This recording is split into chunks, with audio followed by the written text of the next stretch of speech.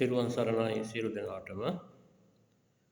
අද මම දහම් කාරණාවකට වඩා අද මේ වර්තමාන සමාජයේ පැන නැගී තිබෙන ප්‍රශ්නයක් සම්බන්ධයෙන් අදහසක් ඉදිරිපත් කරන්න බලාපොරොත්තු වෙන්නේ. විශේෂයෙන්ම අද අපේ රටේ වර්තමාන සමාජය තුළ ඒ වගේම අපේ රටේ යම්කිසි කැළඹිලි ස්වභාවයක් ඇති වෙලා තියෙනවා. විශේෂයෙන්ම අංක 1ට ගත්තොත් අධ්‍යාපනය, ඒ වගේම ආගමික සංස්ථාවන්, ඒ වගේම දේශපාලනය, ඒ වගේම ආර්ථිකය කියන එක. දැන් මේ අපේ රටේ සාමාන්‍යයෙන් මම මේ දකින දෙයක් තමයි සෑම දෙයකටම විරුද්ධ වීම තමයි අපේ සම්ප්‍රදාය. දැන් ලෝකේ බොහෝ රටවල් මේ දියුණු වුණේ හැම දෙයකටම විරුද්ධ වෙලා නෙමෙයි.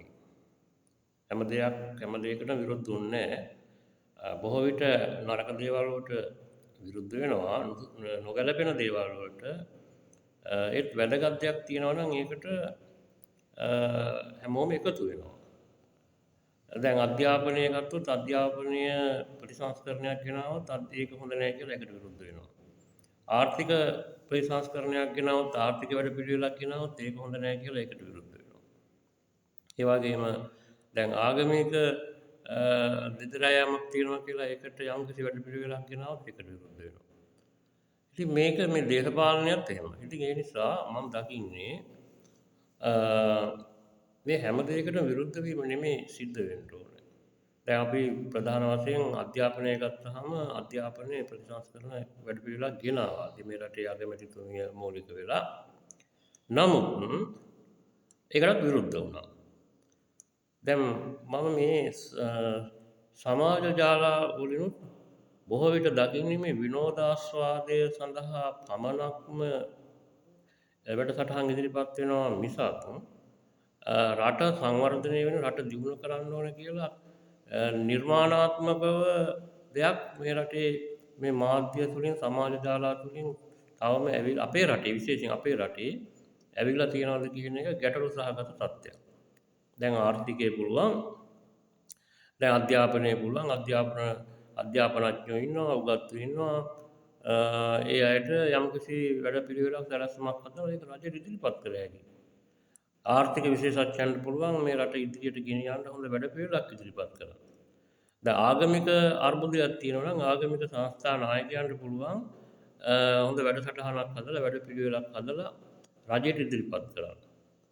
ඉතින් ඒ නිසා ඒ කිසිවක් සිද්ධ නොවි හැම වෙලාවකම සියල්ලට විරුද්ධ වෙමින් විවේචනය කරමින් කටයුතු කිරීමෙන් සිද්ධ වෙන්නේ මේ රට තව තවත් අගාධයට යෑමක්. ඒ නිසා මම විශේෂයෙන්ම අපේ රටේ ජනතාවගෙන් ඉල්ලා ඉන්නවා ඔබ බුද්ධිමත්, ඔබ දක්ෂයෝ ඉන්නවා. ඒ අය ඉදිරියට එන්න. ඉදිරියට ඇවිල්ලා ඔබේ අදහස් වැඩපිළිවෙළවල් ඉදිරිපත් කරන්න. දැන් කුෂි කර්මාන්තය ගන්න කොච්චර දක්ෂ තරුණ පිරිසක් ඉන්නවද කියලා. නමුත් ඒ අයට වැඩපිළිවෙලක් ඕනේ. ඉතින් ඒ සඳහා කුෂි කර්මාන්තයෙන් ඉදිරියට යන්න වැඩපිළිවෙලක් හදලා ඒ තරුණ පිරිසට දුන්නොත් ඒ පිරිස හරියට ඒවා කරගෙන යනවා. එතකොට මේක හොඳ කුෂි කාර්මික රටක් කරන්න පුළුවන්. මේක හොඳ කාර්මික රටක් කරන්නත් පුළුවන්. ඒ දේවල් වලට දක්ෂයෝ ඉන්නවා. නමුත් එසේ පිළිතුරු අවශ්‍ය තැනට පිළිතුරු සපයා ගන්න නැතුව විවේචනය කරමින් විරුද්ධ වෙමින් කටයුතු කිරීමෙන් වෙන්නේ තව තවත් අගාධයට යෑමක්.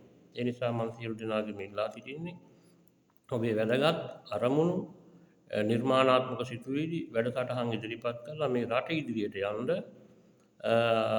සහයෝගය රටට ලබා දෙන්න රටේ පාලන පක්ෂයට බලධාරීන්ට ඒව සඳහා අවශ්‍ය ඒවා ලබා දෙන්න කියන එක මම මේ අවස්ථාවේදී මතක් කර සිටිනවා. ඔබ සැමට තෙරුවන් සරණයි.